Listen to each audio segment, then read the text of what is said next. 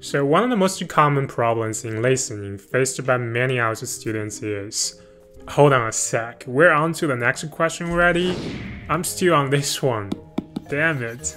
But that's a symptom. We need to locate the root causes to fix a problem, and there are two. One, you simply don't understand much of it. If that's the case, no techniques or strategies will do the magic for you. Your best solution is to put in the work to actually improve your listening skill. How? You find the answer in these two videos. Another cause is you fail to understand all the questions well enough. If so, you obviously have no idea where you're supposed to pay attention to while listening. So IELTS listening strategy isn't so much about listening, but it has everything to do with reading. You don't want to mess up your listening because if you're slow and poor reading. But this actually does happen to a lot of people. If you can make sure to go through all the questions and thoroughly understand all of them before the recording starts, your reading is hurting your listening. So if that's the case, you need to practice question reading. Figure out how much time you actually have to read all the questions before the recording starts. In practice, you don't even need to do the listening. Just set a timer, practice question reading, aim to finish all the questions and thoroughly understand them all within the time allowed. This will give you a clear focus in regard to what to listen to. They also help you to identify red herrings. So even if you miss one of the answers, you'll be able to recover quickly. As you read more and more, you also naturally familiarize yourself with the various kinds of questions and identify what's the most efficient way to read them. Alright, so here is an example. The first thing that I would do is read the instruction just to make sure I don't put two words down there when only one word is allowed.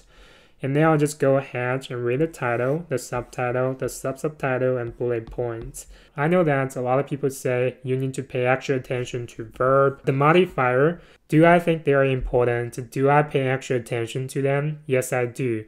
But those things, they come naturally once you've done a lot of question reading. You naturally develop that. So for me, the most important thing is really to understand what the question is about. If you can understand the question thoroughly, they just come naturally. You don't even need to worry about that. So that's how I will go about section 1 fill in blank questions.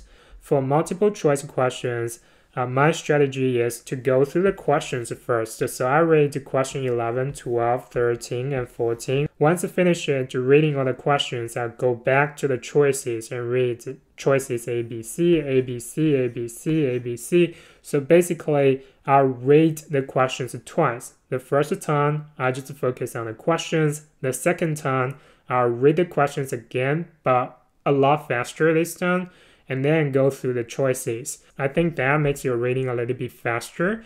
And also, even if you fail to manage to read all the choices, you still know what the question is about. For map questions, the most important thing is really to identify what's on the map, the given information on the map. So read the title and read everything that's given on the map. Factory, open courtyard, reception, main road, access road, and there's a ring road, there's a tree, and there's a row of trees on the left side. Also understand the layout of the choices. So we got A, B, C, D, E, F, and you know the layout goes from left to right. So once you understand everything on the map, move on to the choices 15 to 12. They come in order, so you can just, listen to the recording. Once coffee room is done, you're moving on to warehouse.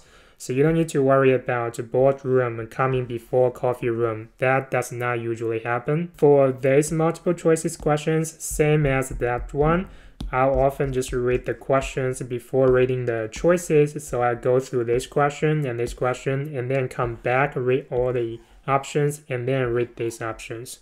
Okay, matching questions. I don't really have any special technique. I just go through them all and then go through them all. Yeah. For section 4, the only thing that I do a little bit different from other people is I read the title and I read the subtitle and subtitle, so I can understand how the information is organized. And then I go back to read the bullet points. So this one. So I actually do 2 layers of reading. So I read the subtitle first. After finishing reading all the subtitles, come back and read the bullet points. As for specific questions, how you read it is just the same as how you read fill-in-blank questions in section 1.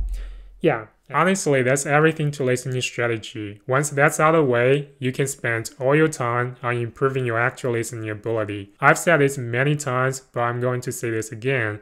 There's no shortcut when it comes to improving your actual ability. Alright, I hope you have fun watching this one. My name's Kevin. This is an IELTS series where I document my journey of going from IELTS Band 5 to Band 8.5. In the next one, let's talk about how do we handle the stress during the course of IELTS preparation. I mean, there are tons of topics, vocabularies we need to memorize, and there are tons of test papers we need to do. And how could I forget the disappointment of failing the test again and again? I mean, those stress accumulated, if not properly handled, can lead to some serious consequences, making the already difficult IELTS test extra hard. I've got some stories. I hope you have a little bit time next week to allow me to share them with you.